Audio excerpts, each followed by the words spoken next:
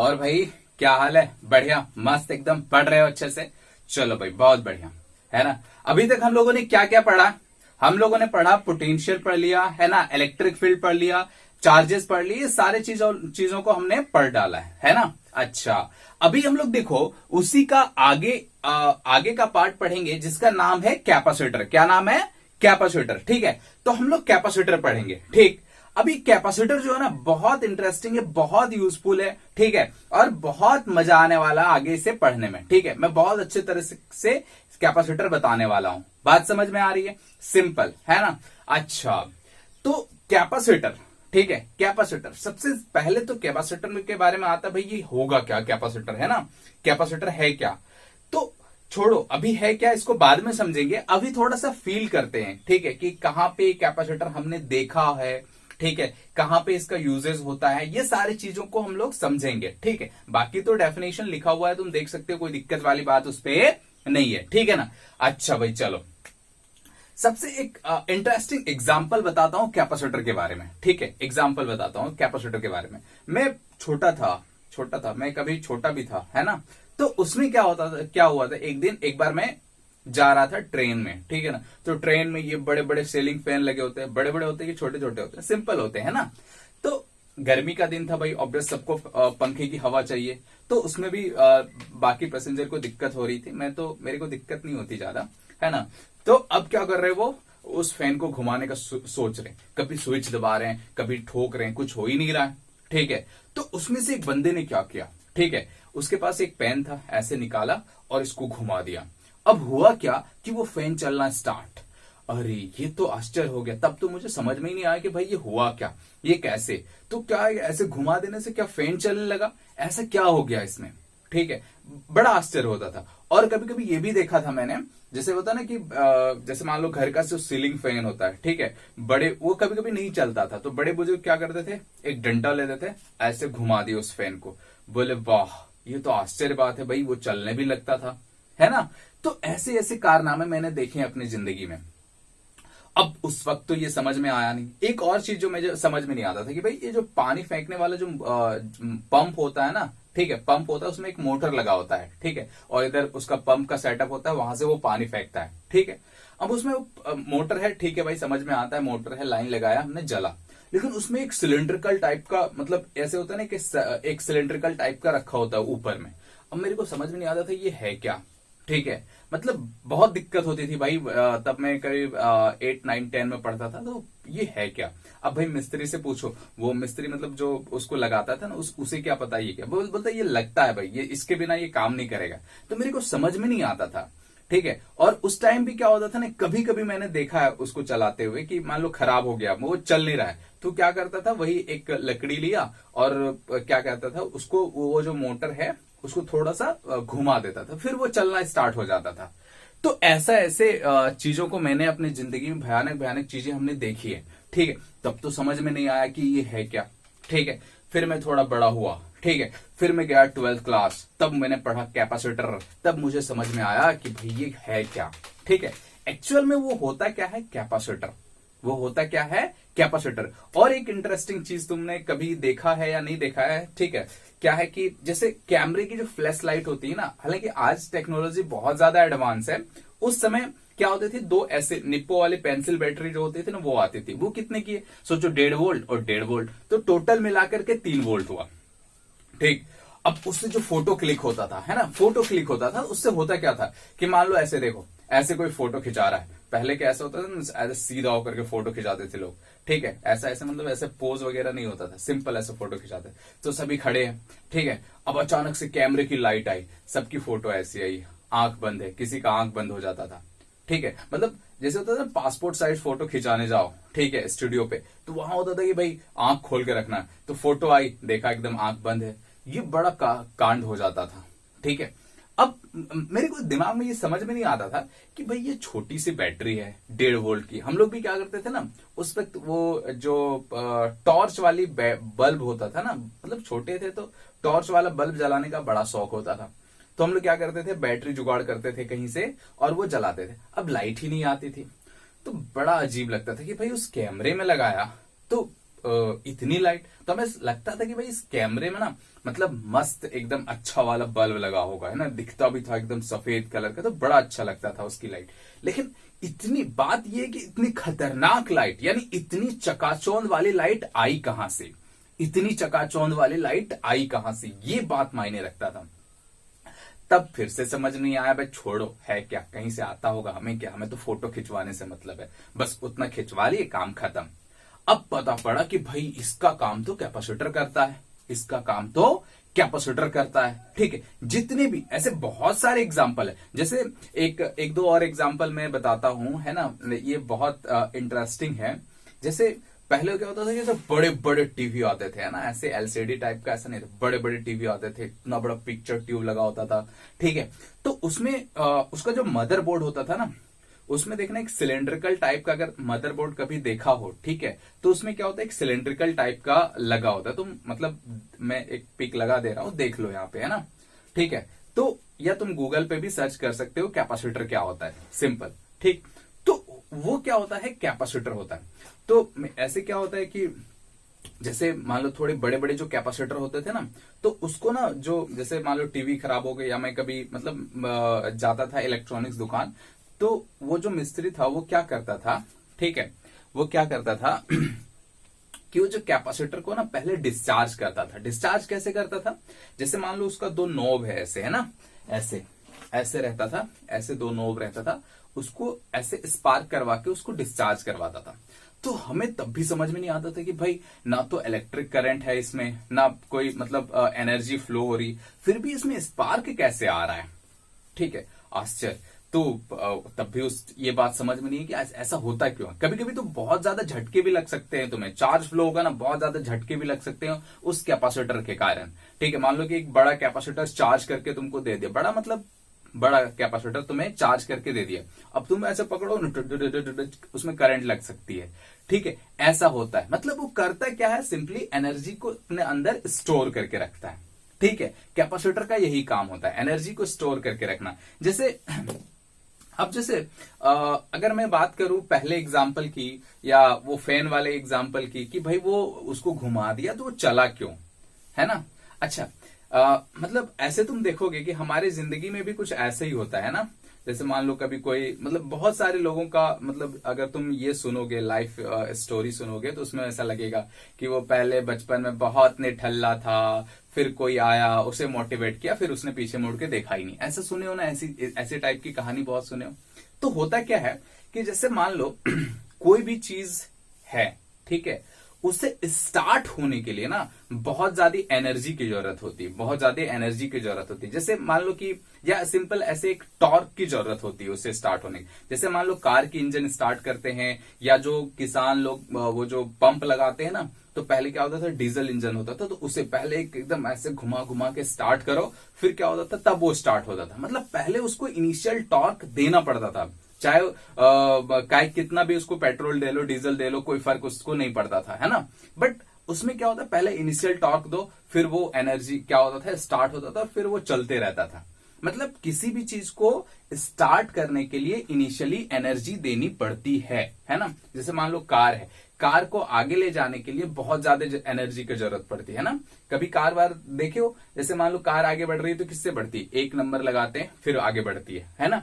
क्यों 4 नंबर में नहीं बढ़ा सकते, क्यों, क्योंकि इनिशियली एनर्जी बहुत चाहिए होता है ना, बहुत ज्यादा एनर्जी चाहिए होता है, तभी वो आगे बढ़ता है, क्योंकि वो रेस्ट में होता है, रेस्ट को अपोज कर रहा होता है ना, तो उसको एनर्जी चाहिए होता है।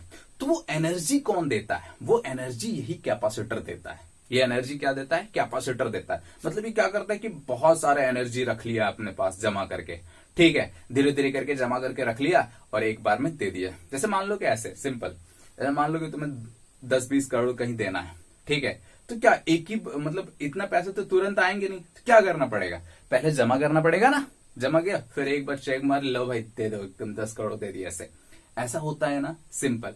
तो करते क्या है, हम एनर्जी को जमा करते हैं, एनर्जी को क्या करते हैं, जमा करते हैं, और फिर उसको जब जरूरत पड़ी उतना दे दिए। बात समझ में आ रही है ना, सिंपल, कोई खास बात इस पे नहीं है। ठीक, तो कैपेसिटर का काम ही होता है एनर्जी को स्टोर करना, एनर्जी को स्टोर करना। हमने याद है जब मैं वो जो चार्जेस डिस्ट्रीब्यूशन पढ़ा रहा था प्लेट्स में, तो उसमें बताया था आगे चल के ये कैपेसिटर का काम करेगा, ठीक है। वैसा ही सिचुएशन कुछ इसमें है। तो हमें इतना तो समझ में आया कि भाई कैपेसिटर होता क्या है। कैपेसिटर सिंपली क्या करता है, एनर्जी स्टोर करके रहता है। Capacitor is a device to store electrostatic field energy. Electrostatics हम क्यों बोल रहे हैं, क्योंकि इसमें एनर्जी जो स्टोर होती है ना, वो इलेक्ट्रिक फील्ड के फॉर्म में होती है। हालांकि तुम्हें ये सब बातें धीरे धीरे करके जैसे क्लास लेक्चर आगे बढ़ेगा तुम्हें ये सारी चीजें समझ में आने लगेगी। बात समझ में आ रहा है, सिंपल, कोई दिक्कत वाली बात नहीं है। चलो भाई, अच्छा, तो ऐसे मैंने सिंपल डेफिनेशन लिखा है, कोई खास बात इसमें नहीं है, ठीक है। कैपेसिटर, इसको कंडेंसर भी बोला जाता है, is the device to store electrostatic field energy, ठीक है। इलेक्ट्रोस्टैटिक फील्ड एनर्जी को क्या करता है, ये स्टोर करके रखता है। और जब जरूरत पड़ी भाई ले लो, बहुत सारी एनर्जी मेरे पास से ले लो, है ना। जैसे वो मैंने फ्लैश लाइट वाले बताई थी ना, अभी फोन वाले में नहीं, ये तो ऐसे ही बैटरी से चल जाता है ना। जो फ्लैश, पहले जमाने के जो कैमरे होते थे उसमें क्या होता, फ्लैश मार रहा है, ठीक है, फ्लैश मार रहा है, तो उसमें होता क्या है कि एनर्जी कहां से आती है, तो कैपेसिटर उसको क्या करता है, स्टोर करके रखता है। कैपेसिटर क्या करता है, उसको स्टोर करके रखा और क्या किया, जब जरूरत पड़ी एक साथ दे दिया, है ना। अच्छा भाई, तो अभी इस कैपेसिटर में हम दो चीज पढ़ते हैं, एक तो कैपेसिटर, ठीक है, एक बोलते हैं कैपेसिटेंस। हालांकि आगे तुम्हें ये सारी चीजों का फील आ जाएगा धीरे धीरे करके, बट अभी सिंपल डेफिनेशन देख लेते हैं कि होता क्या। The ability to store energy by the capacitor is known as its capacitance. The ability to store energy by the capacitor is known as its capacitance. ठीक है, कैपेसिटेंस क्या होता है, सिंपली उसकी एबिलिटी, मतलब वो कितना एनर्जी स्टोर कर सकता है, ठीक है। हालांकि इस बात की फील मैं जब एक एग्जांपल लूंगा तब आएगा, ठीक, कितना एनर्जी या कितना चार्ज स्टोर कर सकता है, ठीक है। बात समझ में आ रही है, सिंपल। हालांकि यूनिट वगैरह मैं बाद में बताऊंगा, सिंपल ये चीज है, ठीक है। अच्छा, अब देखो, अब एक एग्जाम्पल से समझते हैं, ठीक है ना। कैपेसिटर को एक एग्जाम्पल से समझते हैं, ठीक। अच्छा भाई, ठीक, ये लिख लेना, है ना। कभी जैसे मान लो कि जैसे पूछ दिया व्हाट इज कैपेसिटर, तो ये सब चीजें काम आती, व्हाट इज कैपेसिटेंस, तो ये सब चीजें भी काम आती है ना। तो लिख लेना ये, ठीक है। मिटा दो, मैं इसको फिलहाल मिटा देता हूं। अभी देखो, जैसे मान लो कि अगर हमने एक, ऐसे तुम्हें बस समझाने के लिए एक एग्जाम्पल ले रहा हूं, ठीक है, तुम्हें समझाने के लिए एक एग्जाम्पल ले रहा हूं, ठीक है। जैसे मान लो अगर हमने एक स्फेयर लिया, ठीक है, कंडक्टिंग स्फेयर ले लिया, ठीक है, ये क्या है, कंडक्टिंग स्फेयर है, ठीक। अच्छा, इस पे चार्ज क्यू दो, इस पे चार्ज क्यू दो, ठीक है ना। चलो हमने इस पे चार्ज कितना दे दिया, क्यू, ठीक है। अच्छा, तो इसका पोटेंशियल कितना होता है, इसका पोटेंशियल होता है के क्यू बाय आर। अगर इसकी रेडियस आर है तो इसकी पोटेंशियल क्या हो जाएगी, के क्यू बाय आर। कहां पे, इस सरफेस पे, इस सरफेस पे पोटेंशियल कितना हो जाएगी, के क्यू बाय आर। सिंपल, कोई खास बात इस पे नहीं है, ठीक है। तो इसकी पोटेंशियल हो गई भाई के क्यू बाय आर।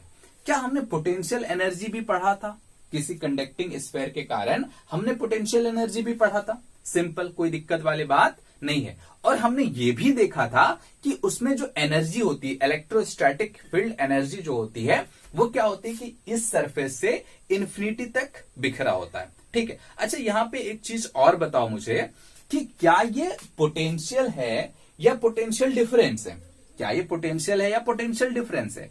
ये एक्चुअल में होता क्या था, ये पोटेंशियल, इसको एब्सोल्यूट पोटेंशियल बोलते थे। और एब्सोल्यूट पोटेंशियल कब आता था, जब हम इन्फिनिटी को रेफरेंस मानते थे। क्या मानते थे, इन्फिनिटी को रेफरेंस। एक्चुअल में था क्या कि हमारे पास एक इन्फिनिटी था, यहां पे बहुत सारे चार्जेस थे, अब सारे चार्जेस को हम उठा करके यहां पे ले आए, ठीक है। तो हम जितना वर्क डन करना पड़ा, और तो उसको हमने क्या किया, work done per unit charge जो है उसको पोटेंशियल के टर्म में हमने डिफाइन कर दिया। ये सारी बातें हम लोग देख चुके थे, है ना। अच्छा भाई, चलो ये सारी चीजें हमने देख लिया। अब हमें ये पता है कि ये पोटेंशियल नहीं है, एक्चुअल में ये क्या है, पोटेंशियल डिफरेंस। किसका, कब का डिफरेंस है, जब हमने रेफरेंस पॉइंट इन्फिनिटी पे माना है, और इन्फिनिटी पे पोटेंशियल क्या मानते थे, जीरो। इन्फिनिटी पे पोटेंशियल क्या मानते थे, जीरो। अच्छा भाई चलो ये चीज तो हो गया। अब देखो पोटेंशियल इसका ये आ गया, ठीक। अच्छा, इसमें एक चीज जो मैंने बताई थी कि इसकी जो एनर्जी होती है, इलेक्ट्रिक पोटेंशियल एनर्जी, वो कहां से कहां तक बिखरी हुई होती है, इस आर से लेकर के इनफाइनाइट तक, क्योंकि ये क्या है, कंडक्टिंग स्फीयर है। ये क्या है, कंडक्टिंग स्फीयर है, ठीक है। ये क्या है, कंडक्टिंग स्फीयर है।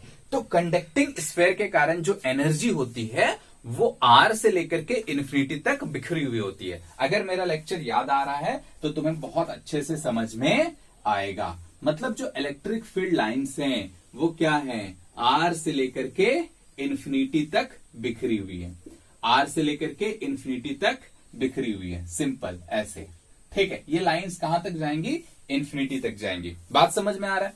कहने का मतलब क्या है कि ये जो एनर्जी है ना वो पूरी बिखरी पड़ी है। एनर्जी क्या है, पूरी बिखरी पड़ी है। कहां से कहां तक, आर से लेकर के इनफाइनाइट तक, ठीक है। मतलब कुछ ऐसा समझ लो, जैसे मान लो ऐसे कि मान लो कि तुम्हें पानी की जरूरत है ना, पानी की जरूरत है। मान लो कि तुम्हें 1 मीटर क्यूब पानी की जरूरत है, ठीक है।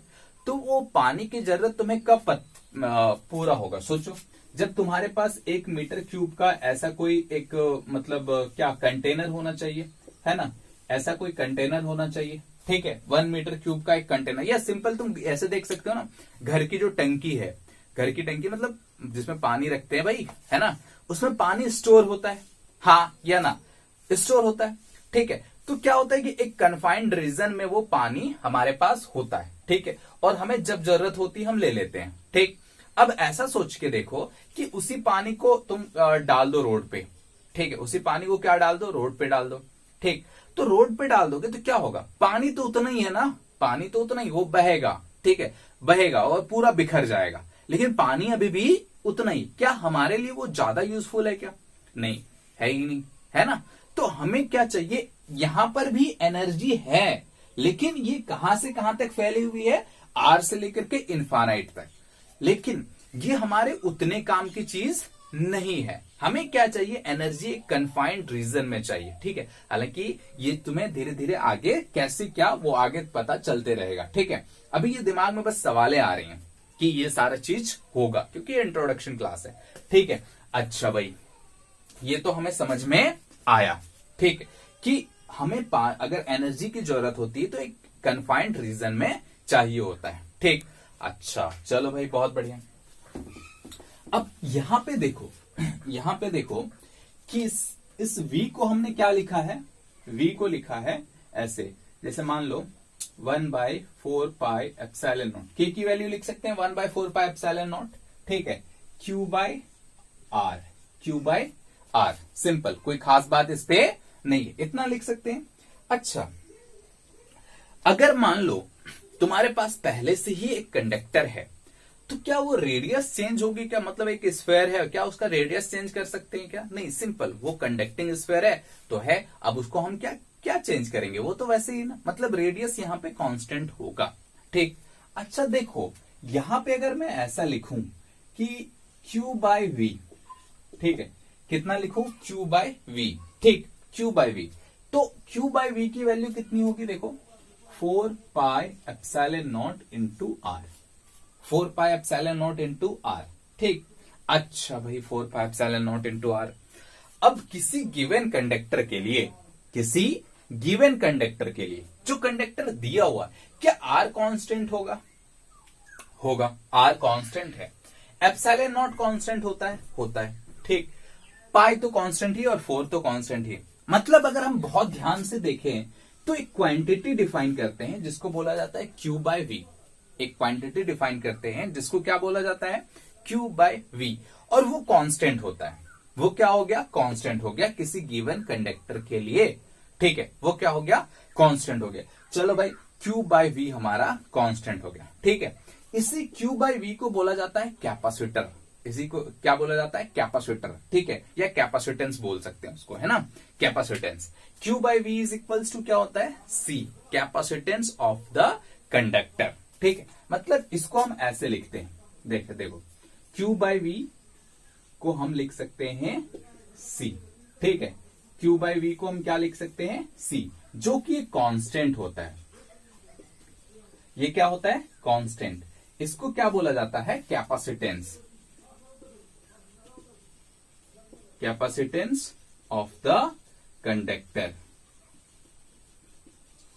ठीक है, capacitance of the conductor. Q by V क्या होता है, सिंपल कांस्टेंट, और उसकी वैल्यू क्या होती है, उसको क्या बोलते हैं, कैपेसिटेंस ऑफ द कंडक्टर। ये कंडक्टर की कैपेसिटेंस है। कैपेसिटेंस क्या हमने बताया था, the ability to store energy और चार्ज, सिंपल। हालांकि तुम्हें इसी चीज से मैं आगे बताऊंगा, तुम्हें बहुत अच्छे से समझ में आने वाला है ना।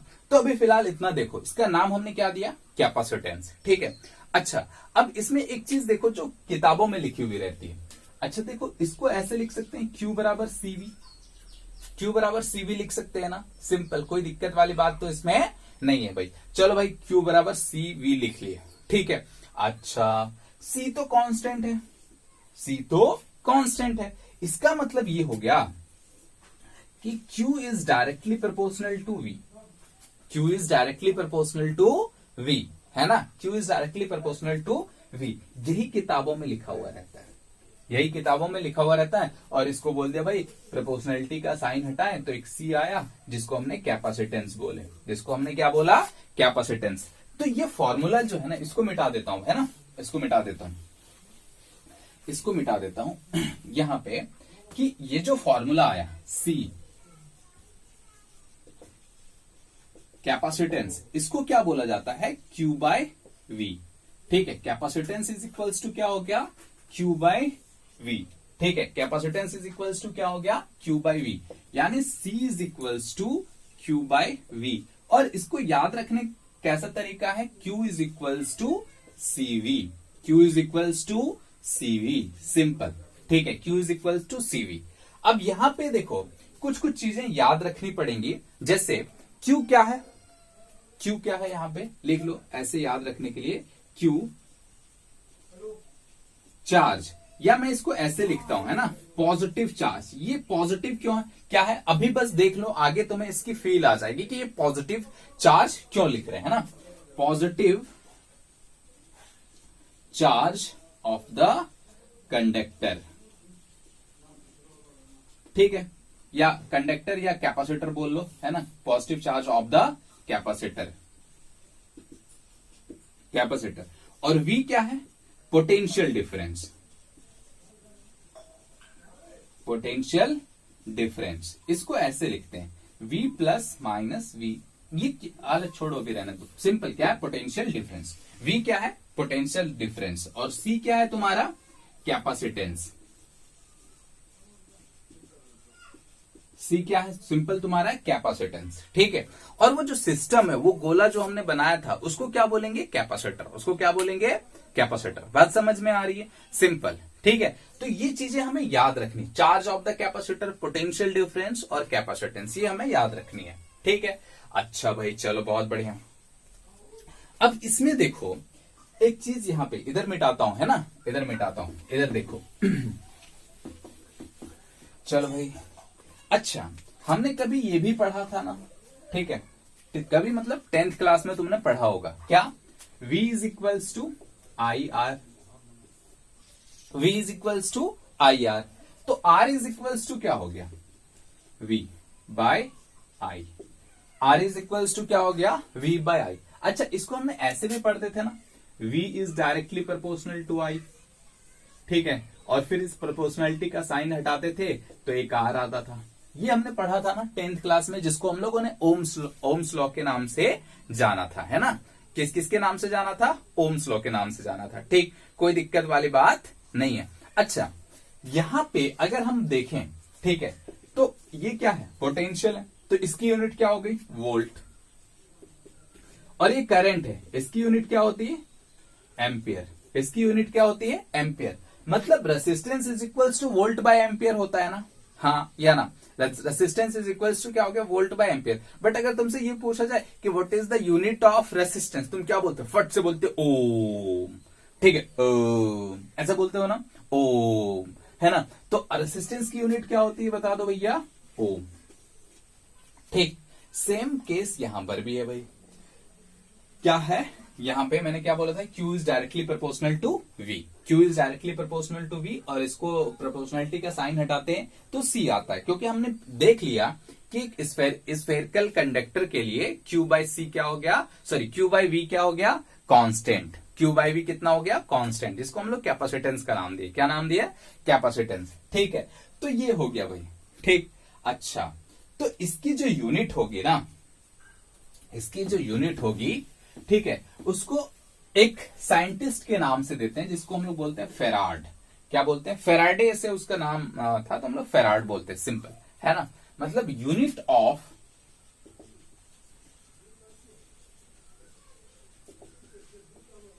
कैपेसिटेंस, ठीक है, यूनिट ऑफ कैपेसिटेंस क्या हो गया, फेराड। ठीक है, यूनिट ऑफ कैपेसिटेंस क्या हो गया, फेराड, ऐसा यूनिट होता है। ठीक है, ठीक है, फेराड। ठीक, क्या हो गया, फेराड। स्पेलिंग सही लिख रहा हूं ना, कोई दिक्कत वाली बात नहीं होना चाहिए। ठीक है, अच्छा चलो खैर वो उतना ये नहीं रखता है, पीक को फेराड, हाँ ठीक है, यूनिट में सही लिख रहा हूं, मतलब स्पेलिंग सही लिख रहा हूं, है ना। चलो भाई, कभी कभी मेरे को कंफ्यूजन हो जाती है स्पेलिंग में। तो ये होगी farad, unit of the capacitance क्या हो गया, फेराड। ठीक, अच्छा फेराड हो गया। ठीक, एक चीज अभी लिख लो, है ना, फिर मैं जस्ट एक एग्जांपल लूंगा तो बताऊंगा इसको। कभी कभी ऐसे फेराड तो है, लेकिन जनरली तुमको कैपेसिटर किसमें मिलेगा, माइक्रो फेराड।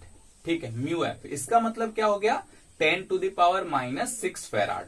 ऐसा क्यों मैं बताऊंगा आगे, फिलहाल इसको लिख लो। ठीक है, अच्छा अब यहां पे देखो कि अगर मैं C इज इक्वल्स टू लिखूं Q बाई V, तो क्या हो गया, चार्ज, चार्ज का यूनिट क्या होता है, कूलम बाय वोल्ट। ठीक है, यानी फेराड इज इक्वल्स टू क्या हो गया, फेराड इज इक्वल्स टू हो गया कूलम पर volt. Farad is equals to क्या हो गया, कूलम पर वोल्ट। क्या तुम इसका डायमेंशन फॉर्मूला निकाल सकते हो, सिंपल डायमेंशन फॉर्मूला, पहले चार्ज का लिखना है, फिर वोल्ट का लिख लो, वोल्टेज का लिख लो, और वो फिर आ जाएगा तुम्हारा, है ना। वोल्टेज का कैसे निकालोगे, work done by charge, work done by charge, यही होता है ना। ठीक है, तो ऐसा तुम निकाल सकते हो इसका क्या, डायमेंशन फॉर्मूला। ठीक है, निकाल के कमेंट करके बता दो क्या होगा। ठीक, अच्छा भाई चलो बहुत बढ़िया। तो हमें इतना समझ में आया कि कैपेसिटर क्या है।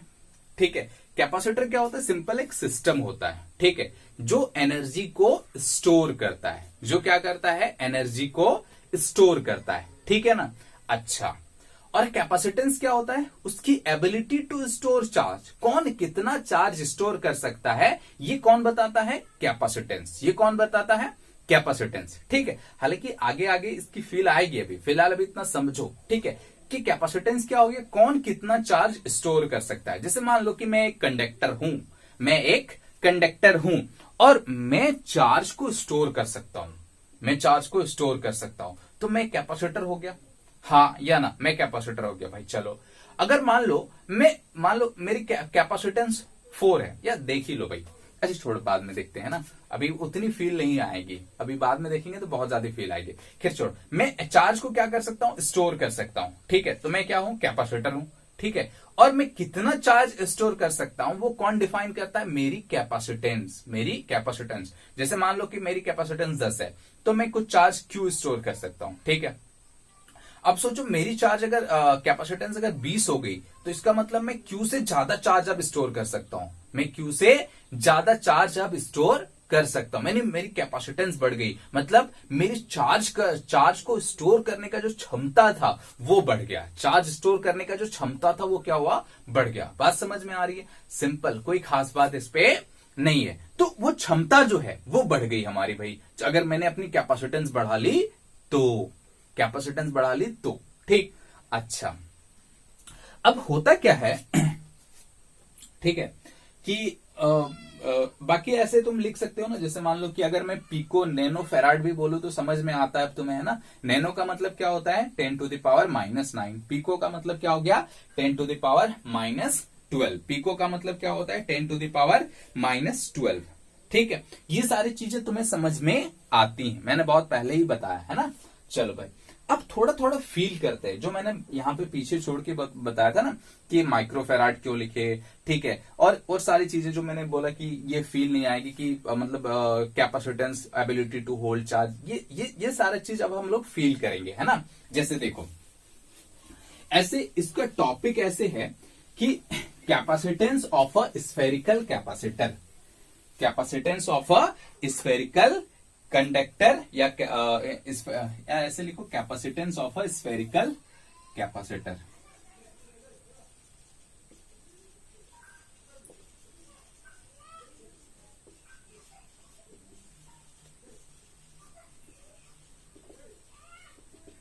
ठीक है, capacitance of a spherical capacitor, ठीक है।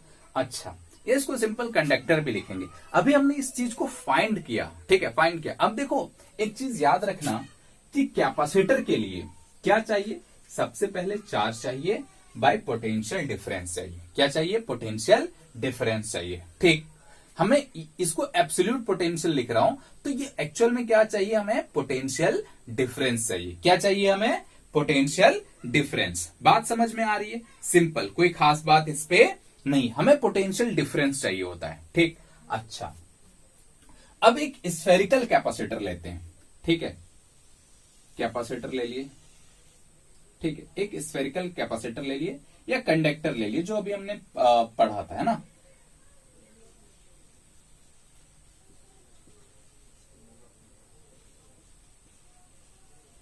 कंडक्टिंग स्फेयर है जिसकी रेडियस कितनी है r, इस पे चार्ज कितना है q, इस पे चार्ज कितना है q, सिंपल, कोई खास बात इस पे नहीं है, इस पे चार्ज हो गया हमारा q। चलो भाई, बहुत बढ़िया, चार्ज q हो गया। तो अब हमें कैपेसिटेंस निकालना है। क्या निकालना है, कैपेसिटेंस निकालना है, ठीक। अच्छा, कैपेसिटेंस निकालना है भाई, चलो बहुत बढ़िया, है ना। कैपेसिटेंस निकालना है, कैपेसिटेंस निकालने के लिए क्या जरूरत पड़ती है, Q/V की, ठीक है। कैपेसिटेंस निकालने के लिए क्या जरूरत पड़ती है हमें, Q/V की, है ना। चलो भाई, बहुत बढ़िया, हाँ, तो Q/V की जरूरत पड़ती है। अब देखो, Q तो है, Q, ठीक है।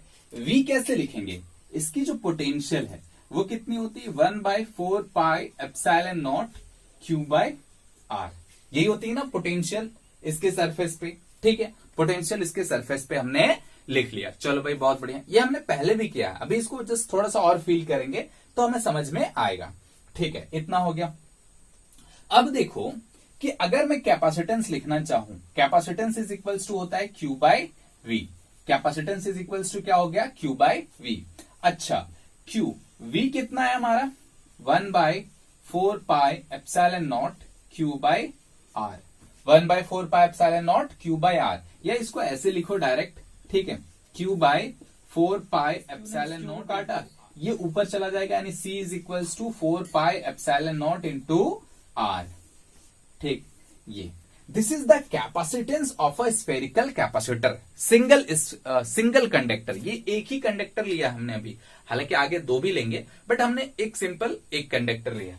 तो इसकी कैपेसिटेंस कितनी आ गई, 4πε0 इंटू R, 4πε0 इंटू R, ठीक है। चलो भाई, बहुत बढ़िया, ठीक है, कितनी आ गई, 4πε0 R, ठीक। अच्छा, अब सोच के देखो कि अगर देखो यहां पे कैपेसिटेंस जो है वो किस पे डिपेंड करता है, किस पे डिपेंड करता है, क्या ये Q पे डिपेंड करता है, नहीं। V पे डिपेंड करता है, नहीं। लेकिन इसका फॉर्मूला जरूर होता है Q/V, है ना, इसका फॉर्मूला जरूर होता है Q/V। मतलब ये वही बात होगी ना जो सर रेसिस्टेंस में था। रेसिस्टेंस क्या होता है, ऐसे कि मान लो V इज इक्वल्स टू होता है IR, मानेंगे क्या होता है, तो R is equals to V/I, ठीक है, R is equals to V/I। लेकिन इसकी यूनिट तो ओम होती, और ये ना तो V पे डिपेंड करता है ना तो I पे डिपेंड करता है, पता है ना। R का एक और फॉर्मूला होता है, याद करो, R इज इक्वल्स टू क्या होता है, ρL/A, यही होता है ना, ρL/A, सिंपल। एल हो गया लेंथ, ए हो गया एरिया ऑफ क्रॉस सेक्शन। तो तुमने ऐसा हो सकता है 10th में सवाल बनाए हो, नहीं बनाए हो तो आगे मैं बनवाने वाला हूं, ठीक है। तो ये रेसिस्टेंस जो होता है ये लेंथ यानी उसके जो ज्योमेट्रिकल शेप होता है उस पर डिपेंड करता है। मतलब एरिया ऑफ क्रॉस सेक्शन बढ़ाओ तो रेसिस्टेंस बढ़ेगी, ठीक है। लेंथ बढ़ाओ तो resistance, area of cross section बढ़ाओ तो रेसिस्टेंस घटेगी, है ना। मतलब कहने का मतलब चेंज हो रहा है। अभी मैं क्या कहना चाह रहा हूं, सिंपल रेसिस्टेंस चेंज किससे होता है ना। बाकी तो कैलकुलेशन है वो हम देख लेंगे, है ना। लेंथ बढ़ाओ तब भी रेसिस्टेंस चेंज होगी, लेकिन यहां पे कुछ नहीं होगा। वोल्टेज बढ़ा दो, ठीक है, रेसिस्टेंस में कोई चेंज नहीं आने वाला। मतलब एक कंडक्टर है तुम्हारा, उस पर तुम 12 वोल्ट लगाओ फिर 24 वोल्ट लगा दो, रेसिस्टेंस में कोई चेंज नहीं आएगा, ठीक है। वोल्टेज बढ़ाओगे क्या बढ़ जाएगा, करंट। वोल्टेज बढ़ाओगे तो क्या बढ़ जाएगा, करंट। वैसे ही यहां पर भी है, ठीक है। देखो क्या है कि अगर इस पे चार्ज दो, अगर इस पे चार्ज दो तो इसकी पोटेंशियल बढ़ेगी क्या, बढ़ेगी। मतलब पहले क्यू चार्ज था तो पोटेंशियल कितना था, के क्यू बाय आर, ठीक। अभी मान लो ऐसा देख लेते हैं, एक बार फील कर लेते हैं इसको भी, है ना। इसको भी फील कर लेते हैं, चलो भाई आप देख ही लेते हैं। जैसे देखो अगर हमने अब चार्ज को, ये कब के लिए है, मान लो V1, ठीक है, पहले के लिए। अभी हमने इसको 2Q चार्ज दे दिया, कितना दे दिया, 2Q। बाकी कॉन्फ़िगरेशन वही है, सिंपल क्या दे दिया, 2Q दे दिया। तो अब इसकी जो पोटेंशियल हो जाएगी V डैश, वो कितनी हो जाएगी, 1/4πε0 2Q/R हो जाएगी क्या, 2Q/R हो जाएगी। सिंपल। अभी हमने क्या किया, चार्ज को डबल कर दिया, चार्ज को डबल कर दिया। मैं देखना चाहता हूं पोटेंशियल सॉरी कैपेसिटेंस चेंज हो रहा है या नहीं हो रहा है, कैपेसिटेंस चेंज हो रहा है या नहीं हो रहा है। तो अभी हमने पोटेंशियल इतना लिख दिया। कैपेसिटेंस का क्या फॉर्मूला होता है, Q/V। Q कितना है हमारा, 2Q। अभी क्या है, Q कितना है, 2Q। अब ऐसा नहीं कि भाई Q/V देंगे तो हमेशा Q को Q ही रखना है, ऐसा कुछ नहीं है। Q is the charge on the conductor. क्या है, Q is the charge on the conductor. अभी कंडक्टर पे कितना चार्ज है, 2Q। अभी कंडक्टर पे कितना चार्ज है, 2Q, ठीक है भाई, 2Q चार्ज है। पोटेंशियल इसका कितना है, 2Q/4πε0R। इस 2Q ने इस 2Q मारा और C is equals to again आ गया 4πε0 इंटू R। और तरीके ये क्या हो गया, ठीक है। अब देखो ये मान लो अगर इसको C डैश बोल रहे हैं, हम C डैश बोल रहे हैं, तो यहां से C is equals to C dash आ गया ना, C is equals to C dash आ गया, ठीक। मतलब ये हुआ कि चार्ज बढ़ा दो तो कैपेसिटर में कोई चेंज नहीं होगा, कैपेसिटर में कोई चेंज, मतलब कैपेसिटर की कैपेसिटेंस में कोई चेंज नहीं हुआ, है ना।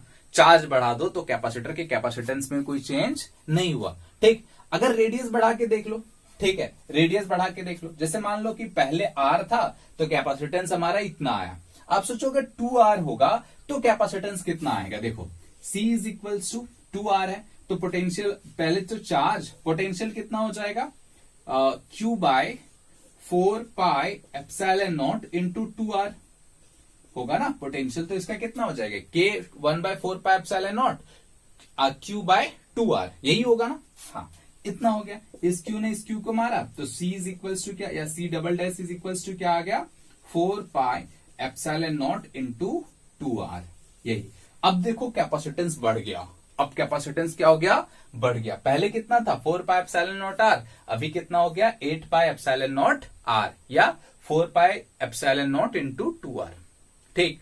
अब इससे हमें ये चीज समझ में आई कि भाई देखो, हालांकि ये चीज हमने पहले भी बताया था कि कांस्टेंट होता है, सिंपल किताबी डेफिनेशन होता है, रट लेते हैं लेकिन फील नहीं आते। अब यहां पे देखो थोड़ी फील आ सकती है कि क्या हमने चार्ज बढ़ा के देखा तो कैपेसिटेंस में कोई फर्क नहीं आया, कैपेसिटेंस में कोई फर्क नहीं आया। लेकिन जैसे ही हमने इसका कॉन्फ़िगरेशन चेंज कर दिया, भाई R की जगह पे 2R कर दिया, तो क्या कैपेसिटेंस चेंज हो गई, हो गई, कैपेसिटेंस चेंज हो गई, ठीक है। इसका मतलब हो गया कि कैपेसिटर जो है वो Q और V पे डिपेंड नहीं करता है, Q और V पे डिपेंड नहीं करता है। It's depends upon the configuration of the conductor, it's depends upon the configuration of the conductor, just like resistance. Resistance जो होता है ना तो वो I पे डिपेंड करता है ना V पे डिपेंड करता है, it's depends upon length and area of configuration, that is configuration of the conductor, ठीक है। ये भी वैसा ही, तो ये चीज लिख लेना, बहुत इंपॉर्टेंट है अपने लैंग्वेज में कि capacitor is independent of Q and V, but it depends upon the configuration of the conductor. ठीक है, अच्छा इतना तो समझ में आया, इतना तो समझ में आया। चलो भाई, बाकी ये सब फील वाली चीजें मिटा देता हूं, जो काम की चीजें हैं वो रखता हूं, है ना, काम की चीजें हैं वो रखता हूं। जैसे ये काम की चीजें इसे रखा मैंने, ठीक है, चलो कोई दिक्कत वाली बात नहीं है। अरे ठीक, अब सोचो आर क्या है, रेडियस ऑफ द कंडक्टर। अब सोचो हमने 1 मीटर का, ऐसे 1 मीटर का हमने क्या लिया, एक गोला लिया। 1 मीटर का गोला कितना हो जाएगा, इतना बड़ा हो जाएगा ना, ऐसे 1 मीटर बना लो, 1 मीटर का गोला हो गया। ठीक, अब उस 1 मीटर के गोले पे मान लो हमने 1 कूलम चार्ज दिया, ठीक है, कितना दे दिया। अब चार्ज से तो कोई फर्क ही नहीं पड़ता भाई, चार्ज हटा भी दो, है ना, चार्ज से कोई फर्क ही नहीं पड़ता। मान लो कि 1 मीटर का गोला है, 1 मीटर का गोला है, तो उसकी कैपेसिटेंस कितनी होगी, उसकी कैपेसिटेंस कितनी होगी निकालते हैं। ये R इज इक्वल्स टू, अब हमारे पास कितना है 1 मीटर, ठीक है।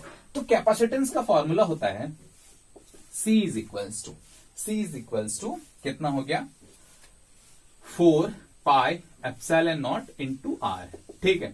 4 पाई की वैल्यू कितनी होती है 3.14, एप्सिलॉन नॉट की वैल्यू याद है, एप्सिलॉन नॉट की वैल्यू क्या होती है 8.85 इंटू 10 टू द पावर -12, और R की वैल्यू 1, R की वैल्यू क्या हो गई 1, यानी इसकी जो वैल्यू आई, जो भी ये न्यूमेरिकल टर्म्स हैं उसको ले लो, कितना हो गया 4 इंटू, या डायरेक्ट लिखो 4 pi into 8.85 into 10 to the power -12 farad, ठीक है। ये आ गई कैपेसिटेंस, ठीक।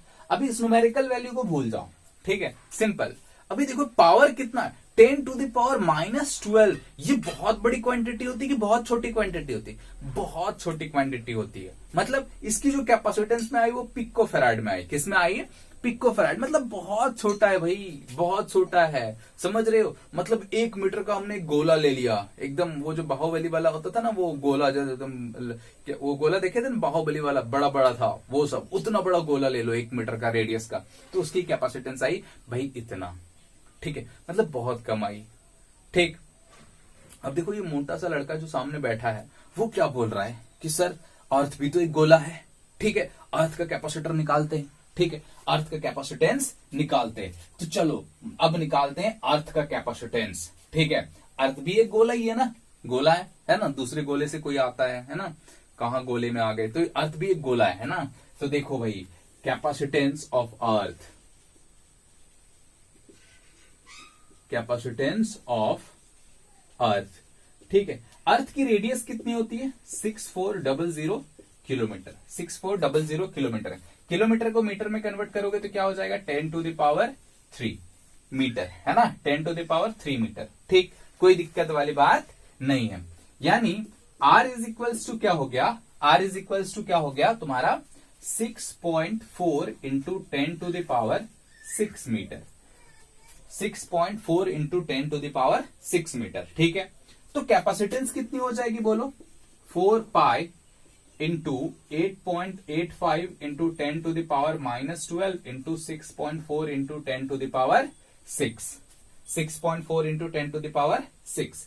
अब सोचो इन सारे वैल्यूज और इसको देखो, यहाँ पे जो भी मतलब जो वैल्यूज आए, जैसे 4 पाई इंटू 8.85 इंटू 6.4, ठीक है, 6.4, बाहर कितना है 10 to the power -6 farad, 10 to the power -6 farad, simple, कोई दिक्कत वाली बात नहीं है ना।